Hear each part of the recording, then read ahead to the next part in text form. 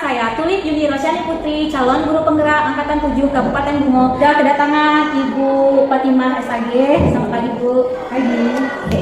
Ibu Fatimah adalah PLH Kepala Sekolah, dikarenakan Kepala Sekolah kami sudah memasuki masa pensiun. Bagaimana Ibu dapat mengidentifikasi kasus-kasus yang merupakan dilema etika atau bujukan moral di sekolah kita, Bu? Kalau bicara masalah dilema, ya tentu banyak sekali dilema yang dihadapi di sekolah, ya apalagi oleh pimpinan. Yang pertama, mengidentifikasi dulu dilema.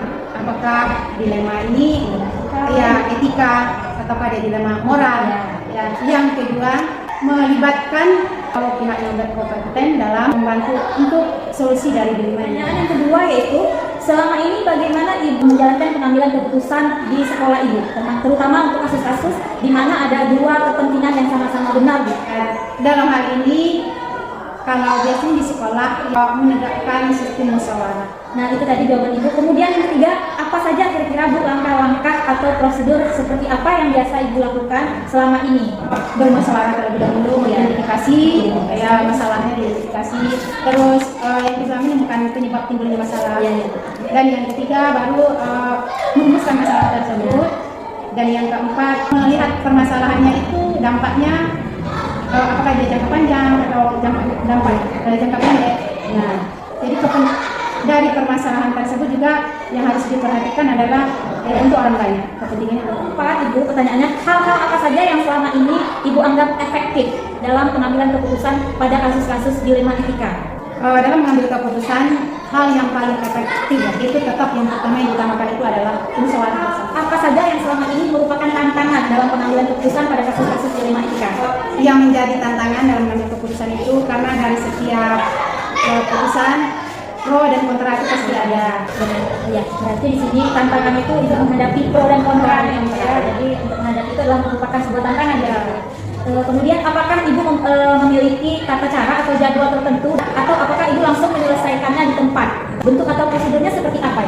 Untuk jadwal tertentu secara mekanismenya belum ada jadwal, maka antisipasinya terlebih dahulu seperti memberi pertemuan rutin, saran, yang memberi nasihat, atau dari guru agama memberi siram rohani. Adakah seseorang atau faktor-faktor apa yang selama ini mempermudah atau membantu Ibu dalam pengambilan keputusan dalam kasus-kasus dilema etika, Bu? Yang membantu itu adalah sama kerjasama. Terakhir, Bu, dari semua hal yang telah Ibu sampaikan, semua tadi pembelajaran apa yang Ibu ambil, yang Ibu dapat dari pengalaman Ibu? Jika kita mengharapkan hal-hal yang baik dari orang lain, tentu kita dulu yang berbuat. Saya sangat mendapatkan banyak sekali ilmu dari Ibu tentang bagaimana Ibu mengambil keputusan berbasis nilai-nilai kebajikan. Wallahu a'lam. Assalamualaikum warahmatullahi wabarakatuh. Nah, bersama saya telah hadir Pak Ardi. Assalamualaikum Pak.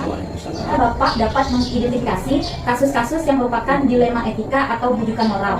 Alhamdulillah kalau suatu kasus yang terjadi, saya tanyakan kedua-duanya. Salah satu saya panggil dulu, satu ini saya panggil, saya tanya apa persoalannya, apa terjadi kasus ini, kenapa halnya, dan bagaimana caranya. Kemudian baru dipanggil yang kedua. Nah, sama setelah dia dapat kata sepakat, baru keduanya saya ketemu. Pak, selama ini bagaimana Bapak menjalankan pengambilan keputusan di sekolah Bapak, terutama untuk kasus-kasus di mana ada dua kepentingan yang sama-sama? Mengambil keputusan itu sudah kesepakatan bersama. Salah satu yang sudah diotomatiskan itu, salah satunya yang bisa kita pakai secara bersama itu. Jadi keputusannya tetap keputusan bersama. Baik Pak, berarti dalam pengambilan keputusan itu Bapak selama ini berdasarkan kesepakatan bersama. Ketahui langkah-langkah atau prosedur seperti apa yang biasa Bapak lakukan selama ini? Langkah-langkah pertama yaitu kan kita dulu harus tahu apa itu yang kasus atau namanya masalah, yang namanya dilema tadi kan. Kalau kita udah tahu itu, oh ini dia sumbernya ini. Nah, kemudian Pak, hal-hal apa saja yang selama ini Bapak anggap efektif dalam pengambilan keputusan pada kasus-kasus dilema etika yang Bapak hadapi? Ya. Kalau hal apa saja, saya cuma satu aja, sepakat aja. Oh, kalau sudah sepakat ada gitu. Berarti itu yang paling efektif? Itu yang paling efektif. Apakah Bapak memiliki sebuah tata cara atau jadwal tertentu Pak dalam sebuah penyelesaian kasus dilema etika? Misalnya pada saat Bapak ada ketemu masalah nih, Bapak jadwalkan dulu atau langsung di tempat saja menyelesaikan? Gimana Pak? Sifat saya Bu, dari dulu kalau kita tunda, saya sifat tunda itu tidak ada termotivasi saya lakukan. Jadi istilahnya itu ikan cepat, ikan gabus makin cepat makin bagus. Kemudian yang kedua bagi saya itu masalah itu jangan sampai ditunggu esok. Adakah seseorang Pak atau faktor-faktor apa yang selama ini mempermudah atau membantu Bapak dalam pengambilan keputusan dalam kasus dilema etika? Iya, kalau mempermudah itu apabila ini kedua belah pihak atau satu belah pihak itu kepingin dia kita selesai. Pembelajaran apa yang dapat Bapak petik dari pengalaman Bapak ini dibagikan ke saya nih Pak untuk mengambil keputusan nih Pak? Ya kalau pengalaman saya intinya itu usahakanlah dengan guru itu dia itu bukan bawahan kita tetapi adalah mitra kita. Dan yang keduanya usahakan guru itu senang atau yang ada dewa semacam namanya Semua ya Pak, senang, sekolah ya Pak. senang dengan kita. Ada 8 pertanyaan tadi sudah Bapak berikan jawabannya kepada saya. Itu sebagai ilmu bagi saya Pak. Terima kasih banyak Pak atas waktunya. Assalamualaikum warahmatullahi wabarakatuh. Sekarang saya sudah bersama dengan kepala sekolah dari SD 105. Bagaimana Bapak dapat mengidentifikasi kasus-kasus yang merupakan dilema etika atau bujukan moral Pak? Baik, untuk mengidentifikasi kasus-kasus yang demikian, seorang kepala sekolah harus mempunyai kebijakan dalam mengambil sebuah keputusan sehingga kedua sisi tidak ada yang dirugikan. Sebelum keputusan harus dicari informasi yang lebih secara menyeluruh. Selama ini bagaimana Bapak menjalankan pengambilan keputusan di sekolah Bapak, terutama untuk kasus-kasus di mana ada dua kepentingan yang sama-sama benar? Pada hakikatnya tidak ada yang dirugikan sehingga antara satu personil dan personil yang lain tetap ada rasa, walaupun ada sedikit permasalahan tapi tetap akan diakhiri dengan rasa persaudaraan. Langkah-langkah atau prosedur yang biasanya Bapak lakukan selama ini dalam mengambil keputusan dari awal itu gimana langkahnya Pak? Ada masalah terus sampai selesai itu langkahnya apa gimana Pak? Ya seperti yang saya katakan tadi, yang pertama sekali kita harus meminta keterangan dari kedua belah pihak yang ada permasalahan dan selanjutnya meminta keterangan dari beberapa orang guru. Pak, hal-hal apa saja yang selama ini Bapak anggap efektif dalam pengambilan keputusan pada kasus-kasus dilema etika? Dalam sebuah permasalahan kita harus mengambil keputusan secara menyeluruh. Artinya kita berbasis peraturan, artinya kita harus mengikuti peraturan tersebut. Tapi kita sebelum peraturan, setelah itu kita kan harus rasa peduli. Yang merupakan tantangan dalam pengambilan keputusan dalam dilema etika, pasti ada tantangannya ya Pak? Kalau tantangan yang pertama sekali tentu antara kedua belah pihak yang sedang berselisih, berselang pendapat, tentu mereka akan mengatakan bahwa dia adalah orang yang paling benar. Kan? Apakah Bapak memiliki suatu tata cara atau jadwal tertentu dalam sebuah penyelesaian kasus dilema etika? Yang terlalu tidak rumit mungkin bisa kita selesaikan di tempat. Kalau permasalahan yang sedikit lebih rumit, tentu kita akan mencari informasi dari pihak-pihap lain. Adakah seseorang atau faktor-faktor apa saja yang selama ini mempermudah atau membantu Bapak dalam pengambilan keputusan? Pertama sekali Pak Nasrul dan Pak Wil dengan majelis guru. Pelajaran apa yang bisa Bapak berikan? Apakah maksudnya pembelajaran dari pengalaman-pengalaman Bapak yang diturunkan ke kami? Seorang kepala sekolah harus bisa meminimalisir antara satu personil dengan personil lain untuk tidak terjadi hal-hal permasalahan. Artinya bagaimana seorang kepala sekolah harus merekatkan persatuan antara satu personil dengan personil lain. Wawancara ini walaupun singkat sangat bermakna bagi saya karena pengalaman-pengalaman ini pasti akan menjadi pembelajaran buat saya ke depannya untuk cara saya pengambilan keputusan dalam sebagai pemimpin pembelajaran di kelas juga Pak. Terima kasih banyak Pak, mohon maaf atas waktunya yang sudah terganggu. Terima kasih banyak. Analisis hasil wawancara. Hal-hal menarik yang muncul dari wawancara saya terhadap 3 kepala sekolah yaitu dalam menyelesaikan masalah, ketiga kepala sekolah selalu mengidentifikasi permasalahan terlebih dahulu dan kemudian diputuskan melalui musyawarah, meminimalisir dampak negatif dari masalah yang muncul akibat permasalahan dilema etika baik jangka pendek maupun jangka panjang dan tidak merugikan pihak manapun, dan pengambilan keputusan didasarkan pada kepentingan bersama atau kepentingan orang banyak.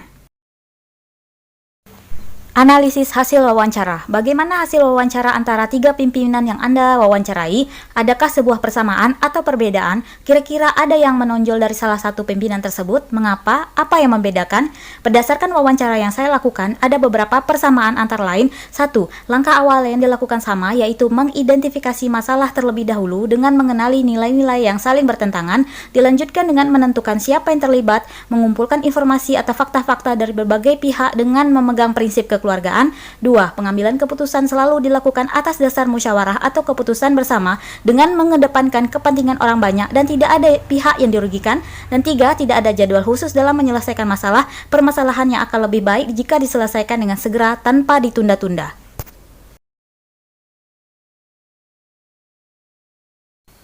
Analisis hasil wawancara. Apa rencana para pemimpin ke depannya dalam menjalani pengambilan keputusan yang mengandung unsur dilema etika? Bagaimana mereka bisa mengukur efektivitas pengambilan keputusan mereka? Berdasarkan wawancara yang saya lakukan, ada beberapa hal yang akan dilakukan, yaitu pertama, menggunakan 9 langkah pengambilan dan pengujian keputusan. 2. Setiap permasalahan akan diselesaikan secara kekeluargaan dengan mencari fakta-fakta yang relevan. 3. Jika permasalahan terulang, maka akan diambil investigasi opsi trilema, yaitu meminta pihak lain yang kompeten di bidangnya seperti guru BK, wakil kepala sekolah, pengawas, atau korwil. Pengujian efektivitas pengambilan keputusan. Berdasarkan wawancara yang saya lakukan, ada beberapa hal yang dilakukan ketiga kepala sekolah dalam menguji efektivitas pengambilan keputusan. Yang pertama, pengujian benar lawan benar, sehingga keputusan yang diambil tidak merugikan pihak manapun. 2. Melakukan uji intuisi berbasis nilai peraturan. 3. Melakukan uji panutan berdasarkan prinsip rasa peduli atau care-based thinking dengan meletakkan diri di posisi orang lain. Refleksi kegiatan. Bagaimana Anda sendiri akan menerapkan pengambilan keputusan dilema etika pada lingkungan Anda, pada murid-murid Anda, dan pada kolega guru-guru Anda yang lain? Kapan Anda akan menerapkannya? Mulai sekarang saya akan mengambil keputusan dengan menerapkan 4 paradigma, 3 prinsip, dan 9 langkah pengambilan dan pengujian keputusan.